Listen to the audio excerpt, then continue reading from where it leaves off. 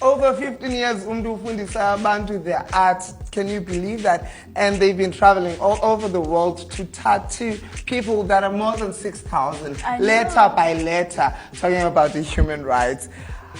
Am I getting a tattoo today? Are we getting tattoos today?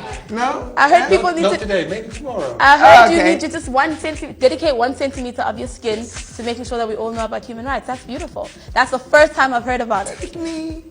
You're going to have to take off work tomorrow. After work. Yes, definitely. Okay, Cool perfect. Welcome back to XA, everybody. We're talking human rights tattoo project. If you're interested about that, you're at the right place at the right time because we are going to get into it right now. Welcome to the Yellow Couches and thank you for joining us. Thanks for having us. Take us through the history of the Human Rights Project. What is it about and what sparked the development of this project? Well, Human Rights Tattoo is an art project for me. I'm an artist.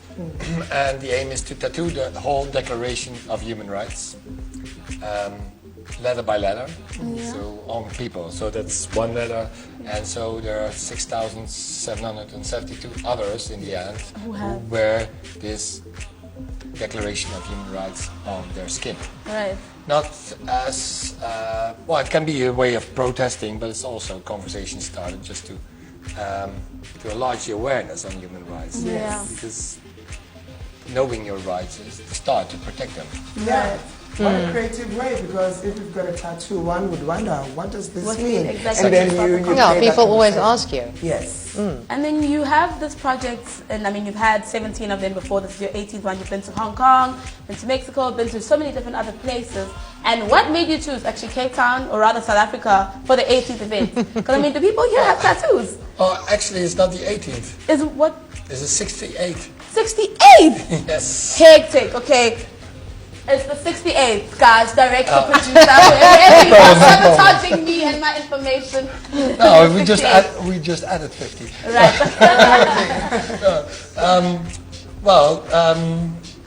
It's not so much about what we choose, because if you like, human rights apply to all of us. Like every human being is born with the same rights. So it's not like what we choose to go. Like our aim is to spread it universally, equally around the world. Right. So we're always lucky enough to get invitations, like as this time for Open Design Africa.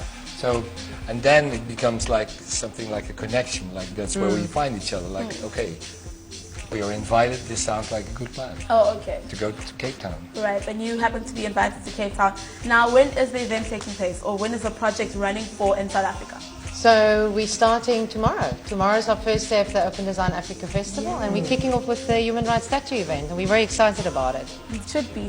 I think Lama's definitely going to be attending. Because I want to get that tattoo. And it's at, and it's at Kukusatebe and Langa. Oh, very close to home. Really, really a good place to go. What's going to be happening there, and how long is the festival going to be? The festival itself, or Yes, tomorrow's event? the festival So the festival is itself. starting off tomorrow, Right. and then we are continuing until the 27th.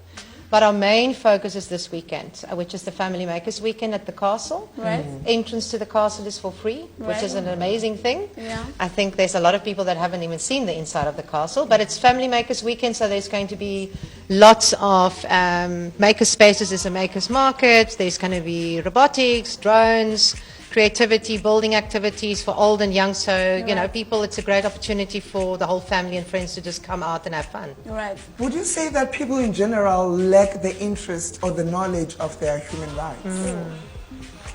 Good question. I know I can answer for myself that in school I was not taught human rights. Right. I was taught the national anthem, silly songs, and all kinds of Everything things I except forgot, except for human rights. So I think that's quite strange. Yeah. And I also think if you're quite comfortable in the way you live, you're not really forced to question your human rights. Right. So I think there's, I would say there's quite a majority of people globally that's not aware of their human rights. Fully. And also I wanted to know, since you are saying if you're quite comfortable, are we going to the people that are quite comfortable and being like, these are the human rights and these people are not living under the right conditions? Or are we just targeting people who are not living in the right conditions to make them know that your circumstances are not allowing you to be the full potential that you're supposed to be? I think the great thing about what he's doing through his project and what we're also doing at Open Design is the whole and I think that was also the attraction between us, is the fact that it is about accessibility. Right.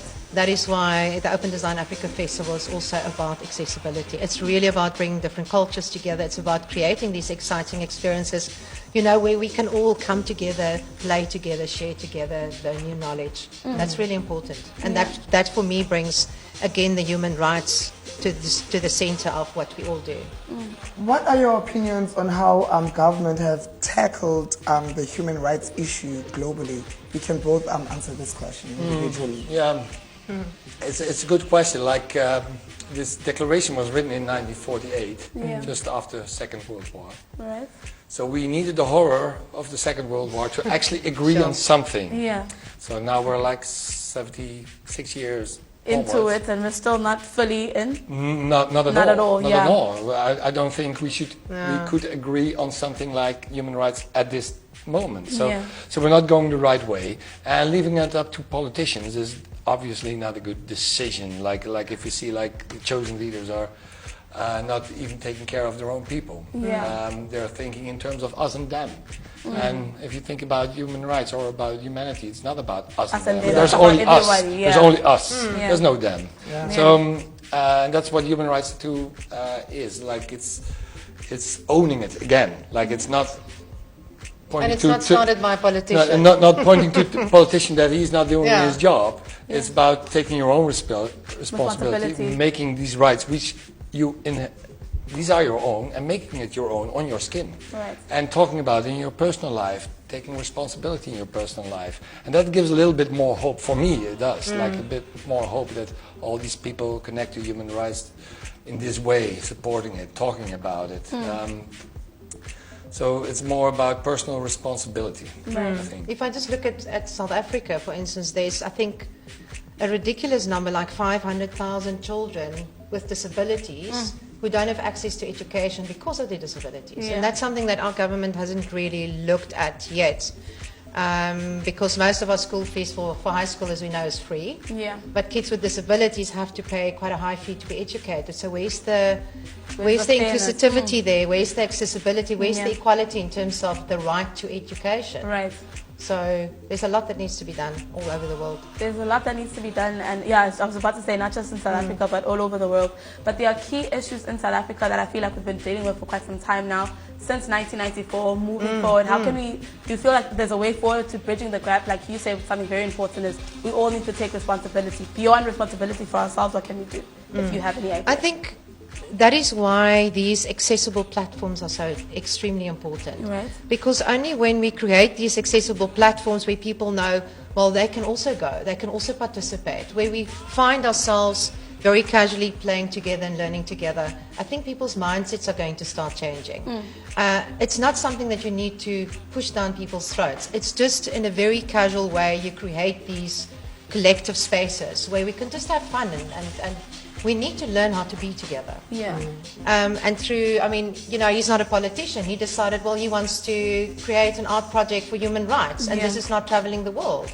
And it's highlighting those things. And so we can all, every one of us has got the ability to be a change maker. And we just need to be passionate about it and find a way to make that change happen. But I think accessibility is really, really important. Now let's talk about something exciting. What are you hoping that the people that are going to be flocking in to the Open Design Africa Festival are going to take out? From going in to going out, how do you want them to change? Definitely a tattoo. Besides that, there's definitely a tattoo. Wow, it's definitely going to be different for everybody. But I think it's because, again, over the weekend, because it's a family engagement, it's really a place where you can spend quality time, but also learning and sharing. And there's so many different activities. You are definitely going to learn new skills. Right. I mean, just from the technology, we bring the worlds of technology and creativity and design and innovation and entrepreneurship together. You know, a lot of the events out there are very specific. And there's a good place for them. But the difference between us and them, and we don't want to talk about us and them, that's dangerous, us and them. But the difference in terms of the platform that we're creating is we are working outside of the silos. We're bridging those gaps, and we're working with the entire ecosystem, bringing it together. And I think I don't know if you have spoken here about the fourth industrial revolution. You know, everybody's talking about that. All the time. And the main thing about that is to teach people, human skills, because it is our skills like empathy and emotional intelligence, for instance, that differentiate us from the machine. Right. Okay? So, and the only way that you can develop those skills is through creativity, because creativity is the thing. Yeah. So if you can teach somebody from before they go to school, and you weave that creativity, In them. creative play and everything through art, maths and science and all the way through school, we stand a much better chance at developing a future generation that has empathy and has emotional intelligence. And this is what open design is about. It's really creating that playful experience in a safe environment to have fun, but at the same time you're also learning loads of new skills. And there's a lot of people that come to the festival that, for instance, have never seen a drone in a real life, have experienced virtual reality. And that's the place where you can come and do it. Okay, quickly, under 50 seconds, how do people get in touch with you for the Human Rights Project and for the ODA? Well, you can follow us online on our website, humanrightstatoo.org, or on Facebook as well, of course. And always feel free to send us a message or to send us a request or whatever, or an idea. Right. Another invite for them. And more We are invites. bringing them back next year. So Okay. next year we're actually going to see the 32-meter long wall All right. with all the tattoos on. So opendesignafrica.org, very simple, but Africa with a K. Okay. Are you on social media? Yes, that's also Open Design Africa. For Instagram, I think Instagram is Open Design App, Okay. but the rest is all Open Design Africa. Instagram,